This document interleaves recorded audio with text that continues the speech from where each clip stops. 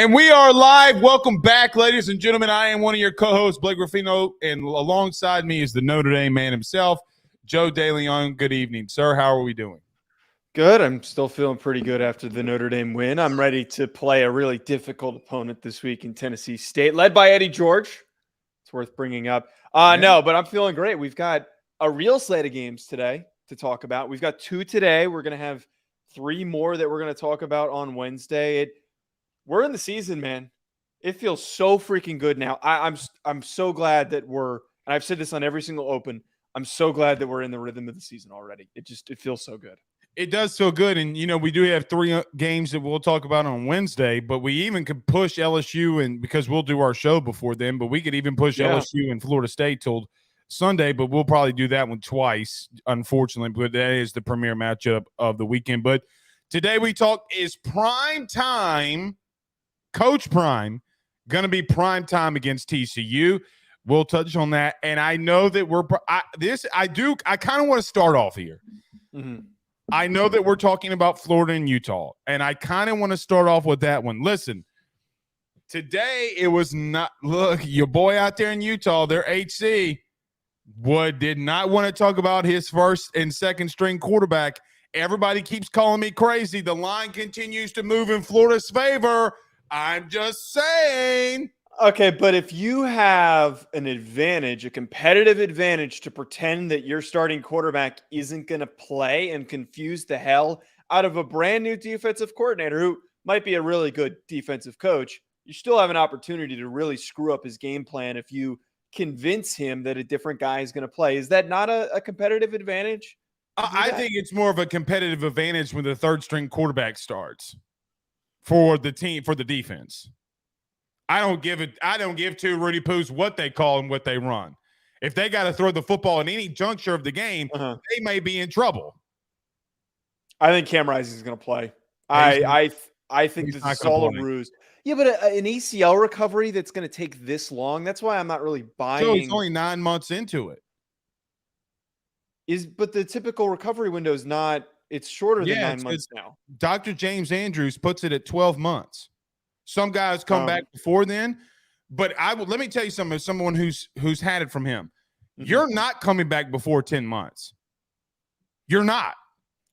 Well, that was 20 years ago. Not 20 years ago. Sorry, 10 years ago. That was really disrespectful. That was disrespectful. I'm sorry. I am sorry. Me as an old bastard.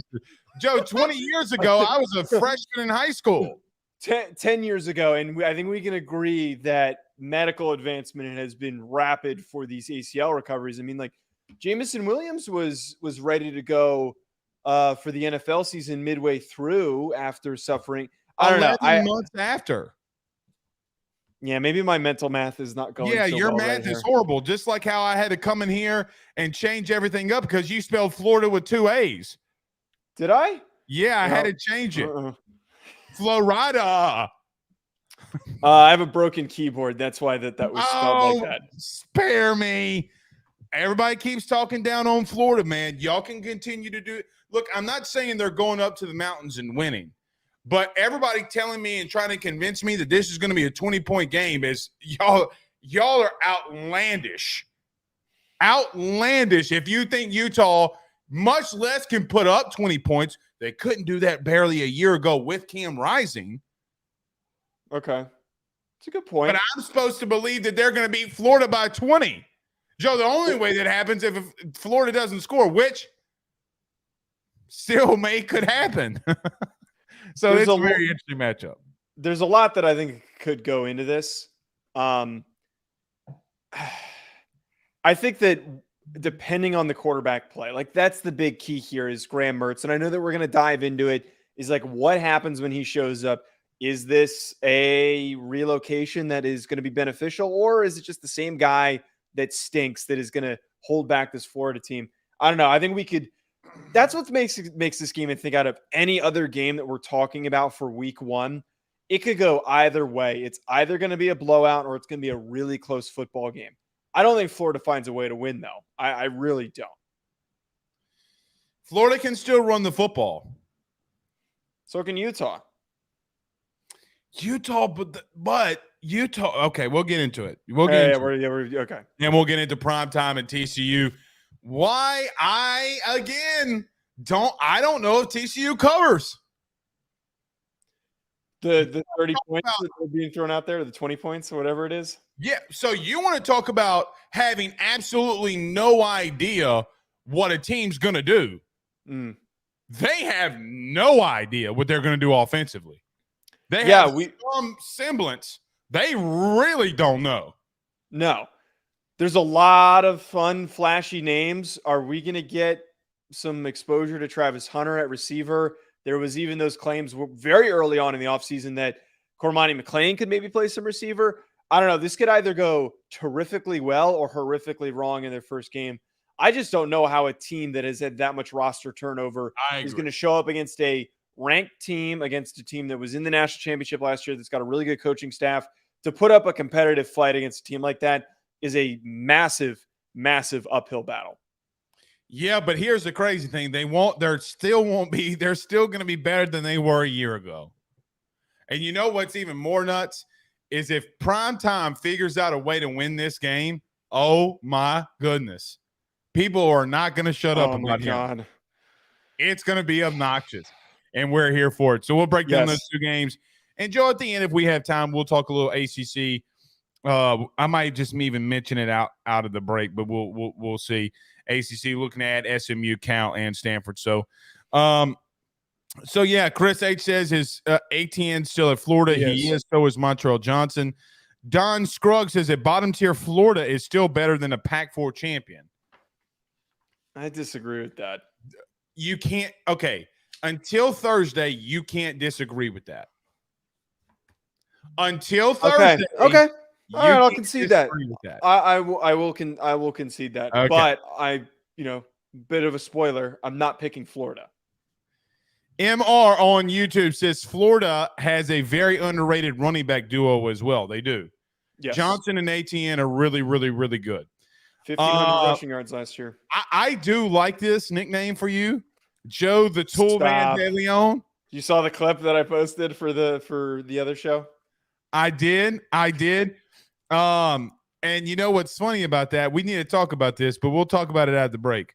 Buddy, you got to mount these TVs. I'm not mounting them. It's one TV. I refuse to mount it off of principle. I like the vibe. The only reason you won't mount it is because people are telling you to mount it. Well, yeah, I mean, that way. I wasn't mounting it originally just out of pure laziness.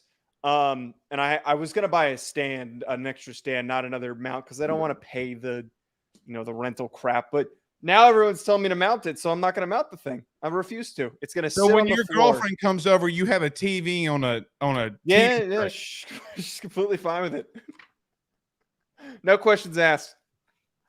Oh, let me tell you. There's gonna be. If there hasn't been already, there's gonna be. That has been sitting there since April. That TV has not moved since April. Well, it's a red flag that she has not said something, buddy. Let me tell you. I think it's a red flag for me. Maybe I don't know. Yeah, it's a red flag for you too. Mm-hmm.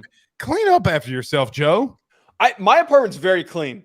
I'll take everyone through the apartment at some point. Very clean apartment. My wife would laugh if she heard me say that to you. But she's a beast. My wife's a beast. All right.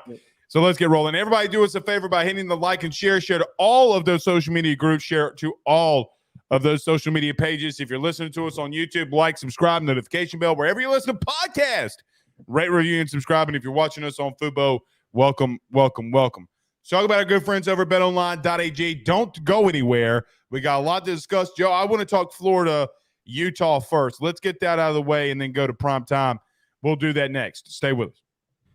BetOnline is the fastest and easiest way for you to wager on all of your favorite sports, contests, events with the first-to-market odds and lines. Find reviews for all the news for each league, including Major League Baseball, NFL, NBA, NHL, combat sports, college sports, esports, and even golf.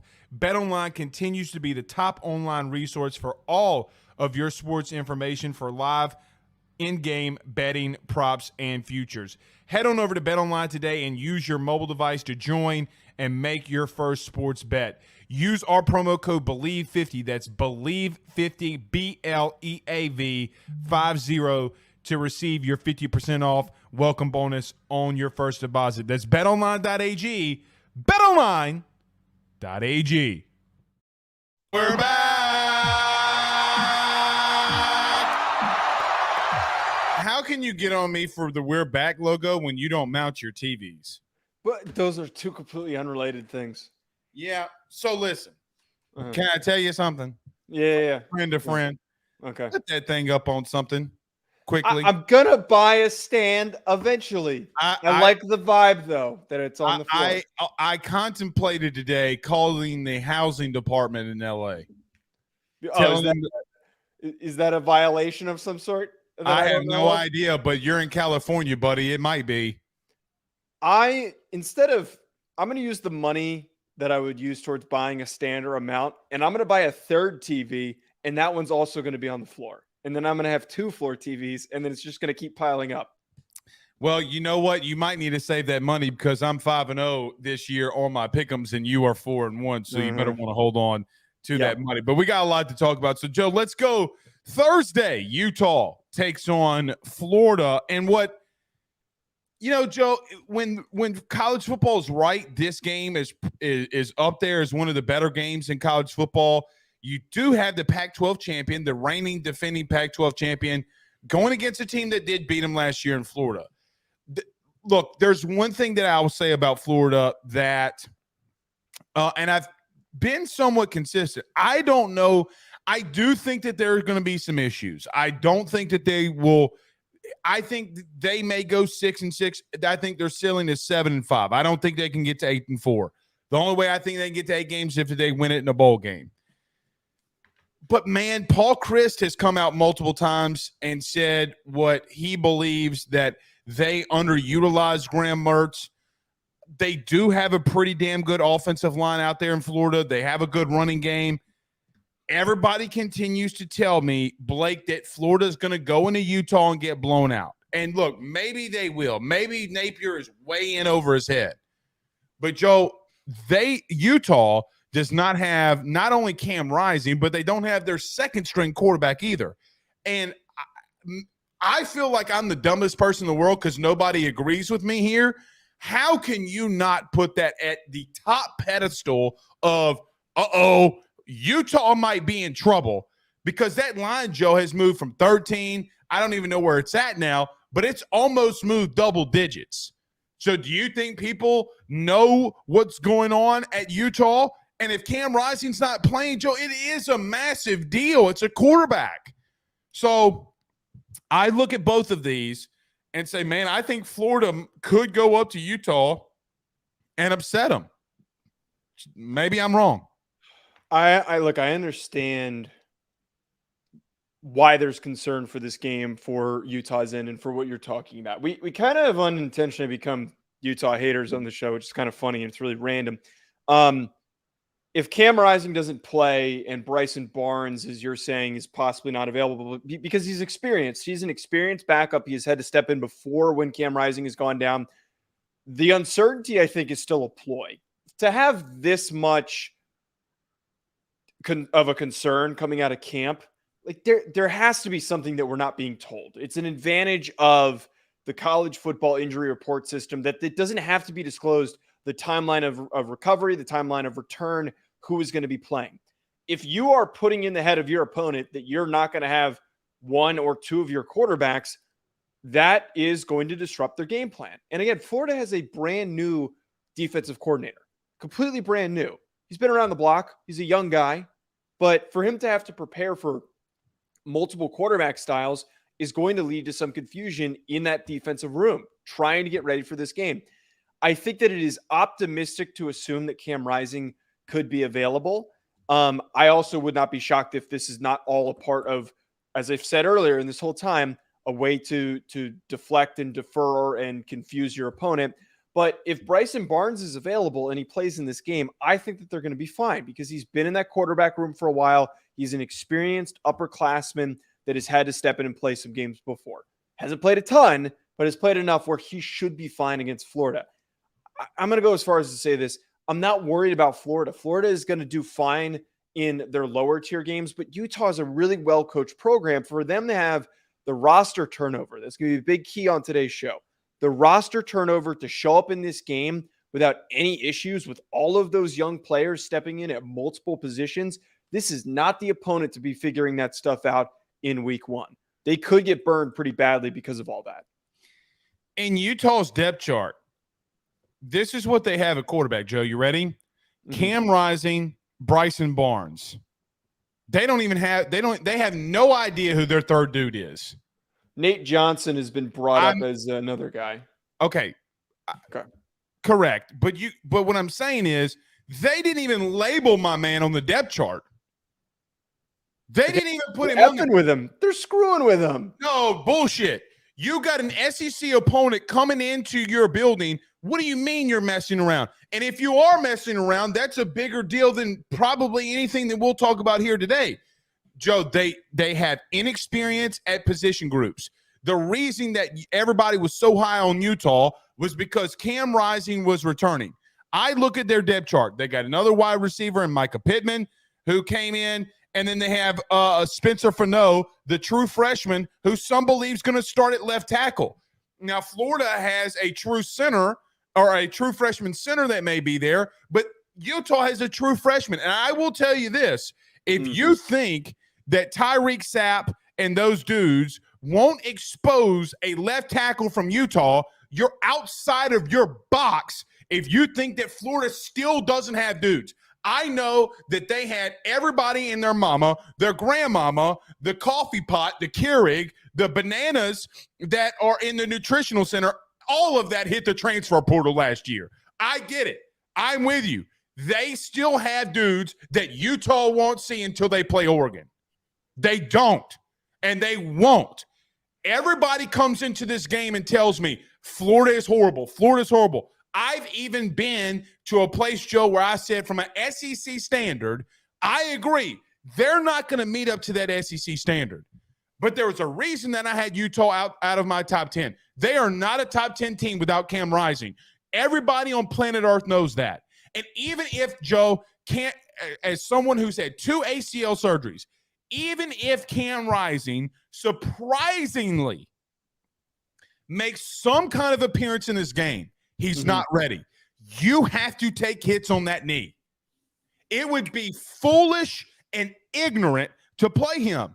The reason it's moving and that line continues to move the way that it is, Utah is not as deep as everybody thinks that they are. I look at their offensive linemen. Okay, you got a sophomore that's got to start at right guard. You have a junior that's coming in at right tackle. I look at you defensively. You had a redshirted freshman at defensive tackle that you're putting in. You have 2 sophomores, Joe, in the secondary that literally you don't know anything about. So, yeah, I am a little concerned if I would be Utah going into this. Now, I said this last week. I'll say it again. The players on the field have nothing to do with me on why I would pick Utah. You know what would make me pick Utah? What? The climate and atmosphere. Florida going up into the elevation, going up into a place where they're not familiar with, cramps, low endurance, low what's the word I'm looking for? Stamina. That would be why I would pick them, because Florida might not be ready for that. But, man, I look at this game, and this is not going to be a knockout by Utah by any stretch. That's how I don't know who to pick yet. I really don't. We'll probably do that on Wednesday.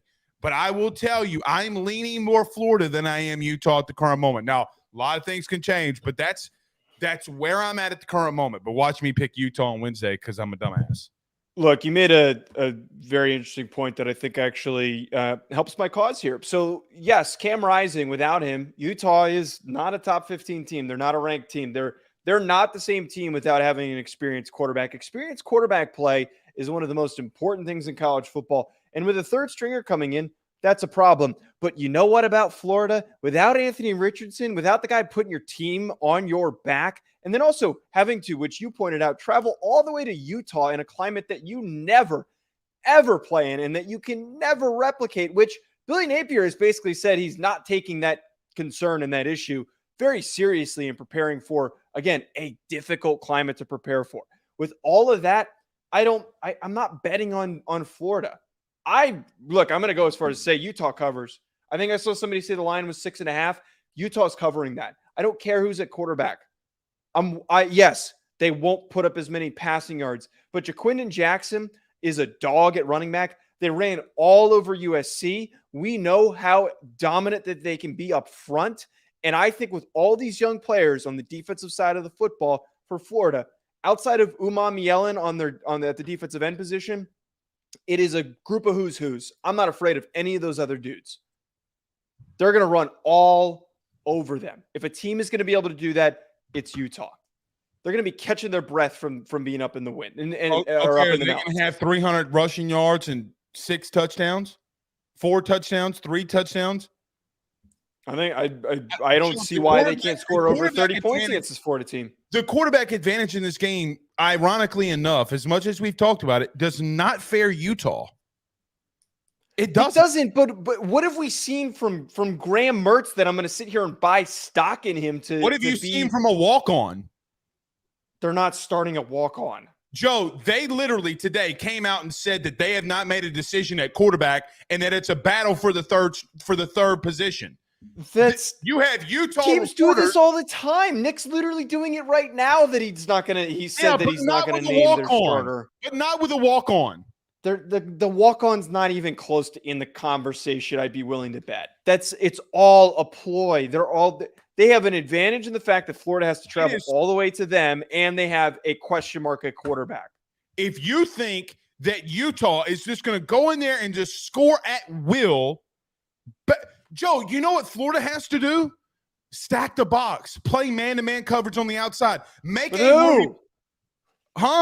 With who? Joe, buddy, I don't mean this in a wrong way, and I love you to death. This ain't no Rudy Poo-ass team from some shit-ass conference. This is not Oregon State. They have dudes on the defensive line. You better, when you get off this show tonight, you better go turn on some film. Because if you don't, you are going to be here's a white dude word for you, flabbergasted. You're going to be like that dude on that other show who absolutely shit himself. Notre Dame was as good as they were in the secondary. So not fair. You're making me laugh. You think Desmond Johnson, somebody pointed this out, really good damn point. You think Desmond Johnson's going to be able to stay in every single snap in this game? Oh, dude, my man's he ain't going to make it. First and second down, he's coming off the field. There's no, fat jokes aside. He's coming off the field on first down, regardless of where he plays. Yeah, he's never been an every down player. He's not going to be able to be in the conditioning. My point is I am optimistic for the outlook for Billy Napier in the future, but 2023 is not going to be their year. They're recruiting really well right now for 2024. Florida's not Navy. I know it's not, and I never implied that and said that. I am bringing this all back down to this, and I said this to you pre-show. That is a really funny comment. I said this to you pre-show that Josh Pate made a really good point. That this time last year, no one thought anything of Michael Penix or Bo Nix, and they are right now on the short list to win the Heisman. And Graham Mertz, maybe not finish as a Heisman finalist, could really surprise us and be a really good football player in a new setting. But I don't know what evidence we have to suggest that, because all the evidence that we have of him playing in a respectable offense at Wisconsin, it's not like he was with a bad offensive coordinator or a bad offensive mind with Paul Chryst running things, and he failed consistently. I'm supposed to think that he's going to show up. They need an Anthony Richardson type of performance out of Graham Mertz to win that game. Anthony Richardson beat Utah last year, not Florida. That's where I think we disagree. All right. So I highly disagree with you that Florida can't hang around here. I completely disagree with you. Okay. And the final point that I'll make with this, Okay. I just don't understand why more people aren't putting the emphasis on this quarterback situation being a big deal. I know that everybody and their mama has said Florida will suck. I get it. And you want to stay with what you were consistent with all off season. But we all had the anticipation that Cam Rising was returning. We all didn't have the anticipation that a left tackle was going to be a true freshman for Utah. Okay. Hold on, man. I let you go for 5 straight freaking minutes. Okay? That wasn't 5 minutes, but continue. Joe, they literally, listen to this. Toe Johnson, Vaki, and Barton all are sophomores or less. They are starting multiple true freshmen here. Multiple true freshmen defensively in the secondary. So if this were anybody else playing any other team, yeah, Graham Mertz had a bad year last year. Sounds good. We've seen a lot of quarterbacks early on in their career have really shitty performances. There were times, Joe, that Burrow wouldn't get to 50% completion percentage his first year starting at LSU. You got to give quarterbacks more time. If Graham Mertz goes out there and does something, everybody is going to say, okay, well, you know what? We were really off on Florida. Really off. Joe, they legitimately were running 2-man routes in Wisconsin, and we're going to blame the quarterback. 2-man routes. So give Graham Mertz time, but not Anthony Richardson? Anthony Richardson did have time. He played the entire season before. He had nearly 200 like 24. Joe, he was losing to Vandy. Anthony Richardson's 21 years old. He lost to Vandy. I know Graham Mertz played a lot more games than Anthony Richardson has. You know what he hadn't done? Get ready for it. You ready? He didn't lose to Vandy. Not yet, anyway. I want to just one final thing that I want to. I also wrote down the fact that Utah is playing 9 underclassmen on that their listed depth chart. They have 9 underclassmen. One of them's their punter, so it's 8. I think that you're undervaluing the coaching that Utah has had on these young players and the development. Utah has been one of the best programs in roster development. Not a lot of redshirt freshmen that are going to come in and make an impact. It's usually those seniors and juniors, which is important for them.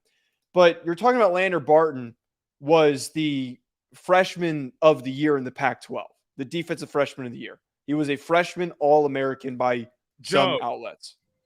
There are guys on that team that were important players that were underclassmen that were contributing in minor roles and that are now asked to step up. I'm more worried about Florida's guys that you brought in the transfer portal and that are young and inexperienced compared to the guys in Utah that I know are better coached. I at least have examples of those guys developing. Okay, whatever. The last thing I'm going to say on this that needs to be monitored, it was reported today that Florida will be leaving out to Dallas on Tuesday because of the hurricane. Leaving early. They're leaving early. So here was the reason why last week when it started saying that people started saying there was a tropical depression in the Gulf, that I didn't come out and say Florida. I have seen the team that I cover on a day in, day out basis have to pick everything up, go somewhere, relocate, and then go somewhere else. It's not easy. No. Okay. So more things about atmosphere and weather and travel worry me more for Florida than actually Utah being better and beating them. So there are parts of me that on the field wants to say Florida, but I do have to put the human element into this. And if you put a gun to my head right now, I would say Utah. That's why I said I was leaning to Florida as this continue to go on. Let's see what goes on with this hurricane or depression, and then we'll make our ultimate determination there. Do you have a score prediction on this game? No, I didn't write one down. Do you have one? I say 17-14. I would say 17-14, 20-17. If I had to go off the top of my head, I think it's 35-17. I'm standing by that. All right, I'll make a little bet with you. You ready? $1.50 for Jaquin Jackson, 2 touchdowns. Okay. Well, they could score 35 if they ran that much. What's the over-under that they throw for 200 yards? I mean, they're not running for 200 yards. I mean, they're not throwing for 200 yards. If Barnes plays, I think they get over 200. If it's Nate Johnson, I think was the name of the third stringer, I think that they go under. They're just going to run the ball every single down. It's going to be first down, second down, quick screens on third down. Florida, man. That's benefit Florida. I'm telling you. Don't sleep on it. All right. So you want to get to this Colorado TCU game? Man, who would have thought that before they hired Dion, would you have guessed that we'd be talking about TCU Colorado and it's one of the first games to kick off Saturday? Like what kind of backwards world are we living in right now? Yeah, we probably would never be talking about this game. You know what's crazy for TCU is that they scheduled these games so far out in advance, they thought they probably got themselves a Power 5 rental win. Exactly. And then no one was going to watch. And then no one was going to watch. Now everybody's going to be watching this game because of Prime to see what he does. Look, I'll start off here and say this. It is not what's the word I'm looking for? It is not a shock that I don't think TCU is going to be as good as they were a year ago, coming from me. I do not understand where this top 16, top 15 love that they are getting is coming from. I do believe that Colorado has some athletes, but I got to see them beat TCU with what they did in the transfer portal before I pick them to do anything. Now, I am rooting for this to work. I really, really, really want this to work because it will change college football forever. Joe, if they go in there, even if they lose by 7, 14, whatever, and they look competent doing it, it is going to change college football forever. And so I'm kind of rooting for the chaos. I'm rooting for Prime time. Now, Prime doesn't like losing now, but I don't think that they have enough talent to win. They're going to have to outcoach them. First of all, anyone who, 1, ranked Colorado, 2, is outright picking them to win this game, needs to get, themselves checked. Something's clearly wrong because there were quite a few national people that were picking Colorado on their top 25s. Jokes aside, you bring up a really good point. Colorado's not winning this game, but if this is a 10-point game or less, that's a victory. That is proof that 1, the transfer portal can be exploited, and 2, the Coach Prime is a damn good coach and recruiter. That he can get his team respectable enough to show up on the road. I think it's on the road. Play against TCU, a team that was just in the national championship, and keep it within 2 scores. That is a massive accomplishment. However, I don't think that's going to happen. Sonny Dykes has been around the block. He's been around for a very long time. He took a roster that did not belong winning as many games as they did last year and got them all the way to a national championship. We're not going to rehash any arguments that we had last year. But for him to do that, for them to have the roster turnover they have, all those guys leaving, I think that he's going to be fine preparing his team for this game. I really do think that they're going to cover the 20 points. What does Colorado have? What do they have that I'm going to sit here and bank on? That's so much roster turnover that they had. I agree, but they do got some weapons now. Travis Hunter, look, he could come out and do something that we're not expecting. I know that a lot of people aren't on Sanders, the quarterback. I get that. Let's see if he can make the leap from FCS to FBS. He hadn't played in the FBS game. I think things could be really fast for him. Let's see how he does. But they do got some athletes, bro. They do got some dudes that they can hand the ball off to now. Offensive line might get pushed around. They're going to run a lot of counter. They're going to pull the ball, or they're going to pull the offensive lineman a lot. They're going to try to get Sanders out in space and run the football. They're going to run RPOs. They're going to run screens to Hunter. They do got some athletes, bro. I'm not saying that they're going to win. I'm not going to say that they're going to win because I don't think that they'll win. But I am rooting. Listen, I am too for the fun of it. I am cheering so hard that they like, because think about what we talk about on Sunday if they win this. That basically Deion cut everybody, replaced him with everybody, and started winning. And you know what else it would say? Maybe a Pac-12 team that we weren't expecting to go on the road and beat them. Maybe we have to have second questions about that if they could sneak up and beat somebody they're not supposed to. So it is the ultimate, Joe, you cannot break this game down and say, well, they got this guy. We know that this guy can do this and X, Y, and Z. You have absolutely no idea what Colorado is going to do. Bingo. So, with that being said, I am cheering for outright chaos. I am like, do you remember the movie The Dark Knight? Yes. One of my Do you remember movies. when Joker is talking to Two-Face Harvey Dent and he goes, yes, it's chaos. Okay. And they're in the hospital bed. Yes. I am saying that all the time. So literally, when I was sitting here all day writing down my notes, okay, as my good buddy Josh Pate would say, let me pop my notes here, okay? As I pop my notes, I wrote down 17 times, I want chaos. And that's just how it's going to be. Now, Joe, what does it say for Colorado if they do win? I think it's more of a concern for TCU than it is a quality for Colorado. That's kind of where I'm at, is that Colorado's not going to be competitive this year. Sorry, let me rephrase. They're not going to have a winning record this year. They can be competitive. And you hit the nail on the head that no one can sit here and properly preview this game because there could be just random dudes that we've never heard of that are used in roles that we've never seen before. This is unprecedented. We've never seen somebody have this much turnover in the transfer portal or just transfers in general.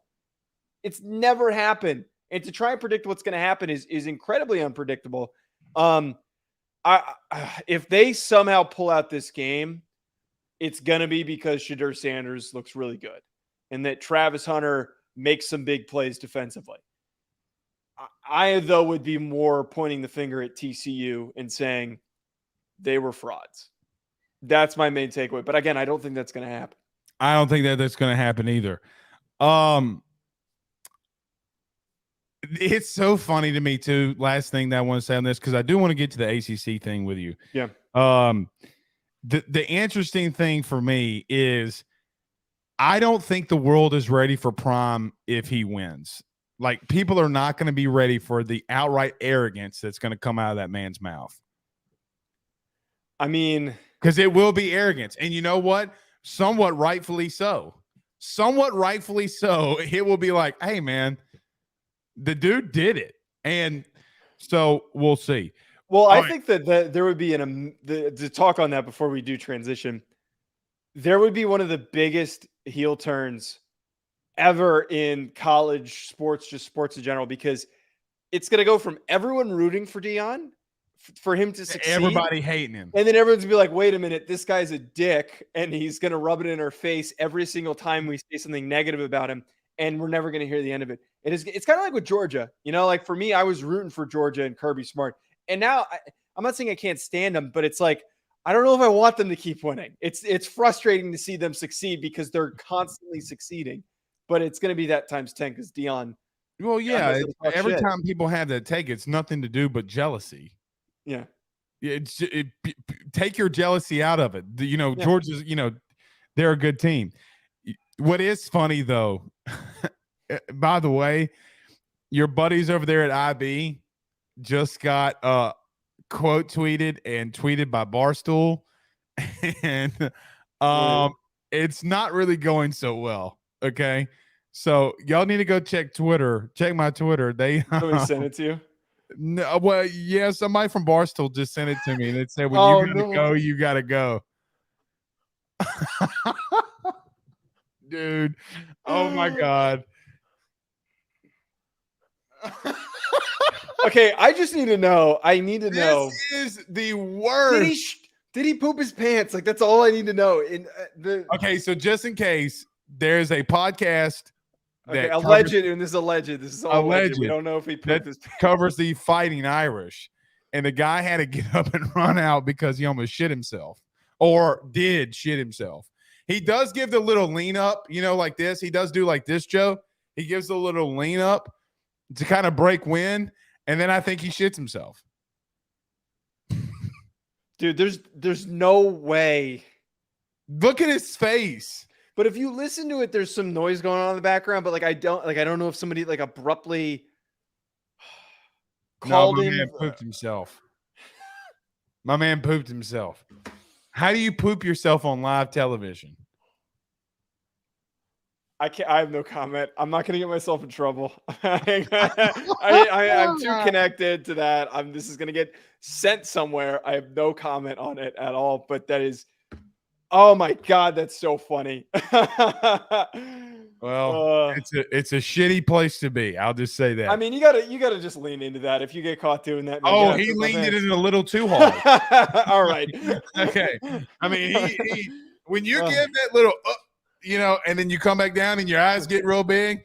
Hey man, some of the best of us here have pooped their pants. Okay, let's just. Okay, first off, this isn't. First off, no, we have not. Okay. When was the last time you pooped your pants, dude? It's been. Don't answer that. Don't answer that. Long time. So listen, you know what? The last time I pooped my pants. I was still in diapers. I never remember. Like, I will literally go walk in the woods and pull my pants down and poo somewhere. I will poo on concrete. I am not crapping myself. Remind me to happen. Remind me to tell you before we go on Wednesday off air to tell you a funny story about a co-host of mine. I will tell you. Oh, so what did Sean do? No, I can't. He would kill me if I say it on this show, but I will tell you. Well, nice later. Adam Sandler reference. I caught that. And you're not cool unless you pee your pants. Okay, that's all we got to say here. You want to talk about this ACC thing really quickly, or not really quickly? We got some time to talk about it. Hell of a transition. Let's talk about it. I mean, it's a poo transition for the ACC to some extent. Now, we hadn't talked about this a lot, Joe. On Monday. Or a week ago today, I came on the show and said I heard some things in reference to. I think that this will be done within a week to 10 days. I still think it's going to be done within a week to 10 days. There was supposed to be an ACC president's meeting that was going to go on tonight, and adding Stanford, Cal, and SMU. They have postponed it. Joe, the only reason that these presidents go into a meeting is to allow the acceptance of Stanford, Cal, and SMU. I'm going to tell you something. I'm going to continue to tell you something. You're not going to believe it. When they add Stanford and Cal, they are going all out for Notre Dame. I've been telling you this for 6 months. The Notre Dame thing, I don't know if I want to concede it, and I get it, but I'm not saying conceded. I'm waiting until Notre Dame's not going to do it yet. You got some time. I think that hearing Swarbrick talk about the former Notre Dame AD, who I'm not the biggest fan of, talk about a lot of the circumstances and everything with Stanford and Cal going to the ACC, and I believe he said that he was in support of it. I do think that opens the door for Notre Dame, because Notre Dame is going to make decisions and moves behind closed doors that are going to set them up for a circumstance that they're comfortable with. Swarbrick, I believe one of his quotes off the top of my head, to paraphrase, he was saying that, to have more regional rivalries and have more regional competition. But look, I'm just going to say it doesn't make any sense. You can logically put together an argument for the Big Ten and the Pac-12, the Big Ten taking Pac-12 teams, because there is literally a team in the middle of the country that has scheduled a lot of Western teams, that being Notre Dame. It's difficult, but it's doable. But to then force Stanford and Cal to play all of their away games all the way on the East Coast, not to mention the fact you're in the farthest northern part of California traveling to parts of the East Coast. 6-7 hour flights. 7 might be pushing it for some of those, but still, that is a lot of air travel. That is idiotic. And if I'm Stanford and Cal, why I wouldn't make that decision to join the Mountain West to logistically keep things simple, like why would you do that? Why would you put yourself in that situation? Because after 7 years, you're going to start getting $55 to $60 to $70 million in TV revenue. That's why.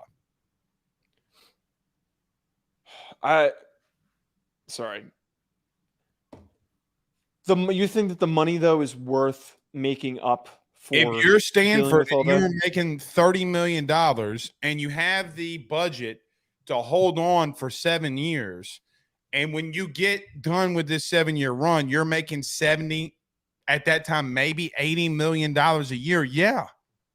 I do think that a team like Stanford can afford it. You know who else can afford it? SMU. And nobody will talk about SMU. It is going to be a massive day in Dallas, the day that you have another Power 5 team in the state of Texas. Another one. By the way, if that team now goes to the ACC, Joe, they have boosters that are already going to pay their TV revenue that they were losing out on, okay? They're not doing anything different than they'd already be doing. Man, SMU is a sleeping giant if the right person gets in there. And they're going to fund it. And there's a lot of good players in Dallas. They were the first team to do NIL back in the 80s, late 70s. Yeah, I don't know. Eric Dickerson. Or Eric Dickerson. What did it say? Eric Campbell? Yeah. Eric Dickerson with the Pony Express. I mean, they were the first to do it. You ever let anybody shit in his Pony Express? All right. The poop jokes are going to last forever. But to that point, though, yeah, I mean, SMU with the money that they have, if they're in a real conference, that one I don't mind. Like, that one regionally makes sense. The ACC is going to expand, go after teams that you can make the argument for it to make sense. I don't know why you're gonna stress your scheduling. And the other thing too, it's not like you've got an arm of West Coast teams that they can all play each other. You've got two teams that are going to play each other. I understand what you're saying financially, that you want the money, you want all that. Like, yes, it's all very beneficial to your school and to your athletic departments, but why you wouldn't just join the Mountain West? If those two schools, Washington State and Oregon State, the Mountain West's prowess, which was already one of the better G5 conferences, I mean, it's not far. That's ahead of the American. It's already a really good conference. Right. Rushman in here says that no one cares about SMU. Okay, that sounds cute, but I'm just going to let you know that their boosters have literally flipped the bill for them to not make a single. So, Joe, Stanford and Cal will make money on TV revenue. Now, it won't be like the rest of the teams in the ACC, okay? They have literally already wrote the check to give them enough money to be able to withstand 7 years to get into the Power 5. Don't sleep on them. Yeah, now, no, I mean, you know what's interesting in what you said too, very quickly? Yeah. If Notre Dame tells the ACC to get Stanford and to get Cal and to even throw in SMU, another religious program, academic school. SMU's a really not a easy school to get into. No, it's not. It's not easy to get into. And then you go and join the Big Ten, you are going to have serious egg on your face. Serious egg on your face. Well, I mean, here's the thing though.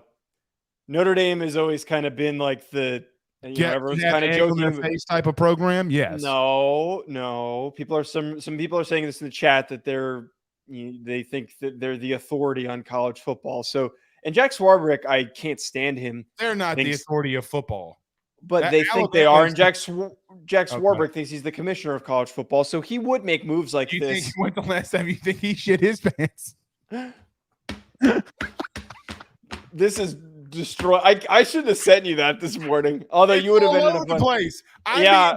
Texted. Look, dude, I literally have 37 text messages on my phone. Every single one of them is the dude from Irish Breakdown shitting his pants. I have 37 of them, Joe. Everybody's like, Blake, look, he shit himself. To move past that, okay. Notre Dame. Yes, I do. I will say this is pretty damning that they are. This is setting them up to go to the ACC. I just don't. I'm not inside the head of the current athletic director. Like, was that something that was talked about? They said in the report from Ross Dellinger that it wasn't just Swarbrick that made the decision. It was the other AD that's coming in that advised him to do that as well. And again, I don't know if that's some sort of, we consider ourselves to be the pinnacle of college football and people should listen to us and we want to help make moves for other programs so that the other side of this too is that they've played Cal a decent amount, but Stanford has been a historic rival for recruiting reasons, for being able to go to that region. That also could just be for the sake of keeping a competitive opponent because they don't want to have to play a bad Stanford team that's in a nothing conference. Well, you know what else? It could be doing? This was the real first thought that I had when I saw that Notre Dame was doing that. Mm-hmm. You know what team hurts? It hurts the worst if there's only two conferences. It hurts Notre Dame the most. Because they will probably, because of how rules would change, just hear me out, would have to finally pick something. They're not going to be the only independent program in the country. They're not going to be. They're not going to be. They'd be there with Navy and Army, maybe. And they're probably going to join a conference their own damn selves. Well, Navy is in a conference. They're in the American. They've already done that. They've already done that. Air Force is now in the Mountain West. I don't know what conference Army's in. So I don't think Army's in anything. So there you go. It felt like that they were trying to stop there only being two big conferences by saving the ACC. Let's not act like Notre Dame if it goes down to being Big Ten, SEC, that one of those conferences and just pick up the phone and say, "Hey, you want to join?" and they say yes. I don't think that Notre Dame wants to do that because I think they don't want to do that because they want the $75 million that they're going to get from NBC. And if they have to join a conference, I'm sure that they believe that they would make less money. They're trying to save to some extent. I don't disagree with what they're doing. I kind of like that they're trying to save college football and save the ACC. I really think it's the first thing that they've done from a athletic decision in a while that makes some sense. I kind of applaud him a little bit. Can you say that one more time? I applaud Notre Dame. Can you I'll say that? I don't have anything. I don't have any worries. I applaud them for trying to say. No. Say I applaud Notre Dame so I can clip it. I won't do that. Yeah, I tried. I mean, it wouldn't really matter if you clipped it anyway because the poo video would be taken over. So it wouldn't really matter. The other part of this, though, it's got a million views already. It has 1 million. Oh, I am praying for that guy. I don't know who that guy is. I don't know who he is. Oh my God! It is being sent around because I have also been being sent it as well. Anyway, all right. Anything else you want to wrap up before we get out of here? My girlfriend sent me it. Sorry. Well, no, that's it. Maybe there are no more red flags with her. She's going to send you a video like that, Maybe she doesn't care that your TV's not mounted. No, she probably is quietly judging me. She just won't say it. I mean, she did start dating you. I mean, that should have been a red flag in and of itself. Yeah, exactly. I'm not exactly the brightest child. Yeah, I guess not. All right. So we're back Wednesday. We'll talk some LSU, Florida State. Who else do we have on the docket? Who did I text you? North Carolina, UNC, and then there was one. North Carolina and UNC. You mean South Carolina and UNC? South Carolina and UNC, and then the last one I texted you was Clemson, Duke. So those are the three later week games that we're going to talk about. We might sprinkle some other teams in there too. Yeah. And we're gonna do our game picks, so those combos are gonna be in there too. All right. We'll see you guys Wednesday. Y'all have a good one. Peace. Don't shit yourself.